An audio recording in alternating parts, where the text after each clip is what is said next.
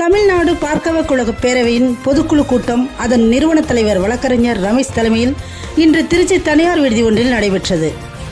பொதுக்குழு உறுப்பினர்கள் தமிழ்நாடு பார்க்கவ கழக பேரவையின் புதிய நிர்வாகிகளை ஒருமனதாக தேர்வு செய்தனர்.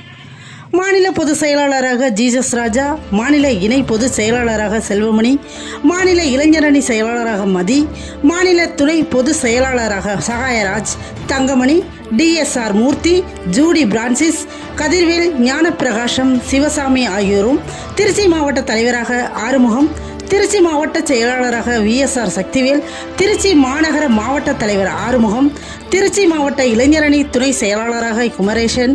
மணிகண்ட ஒன்றிய இளைஞரணி செயலாளராக நாகராஜ், மாணவரணி செயலாளராக ரோஹன், மேலும் விராலிமலை ஒன்றிய மாணவரணி செயலாளராக விக்னேஸ்வரன், விராலிமலை ஒன்றிய வழக்கறிஞர் அணி செயலாளராக அன்புச்செல்வன், விராலிமலை ஒன்றிய செயலாளராக நாகராஜ், ஒன்றிய துணை செயலாளராக முருகன், சுப்பிரமணி மற்றும் புதுக்கோட்டை மாவட்ட விவசாய அணி செயலாளராக குணசேகர் ஆகியோர் புதிய நிர்வாகிகளாக தேர்வு செய்யப்பட்டனர்.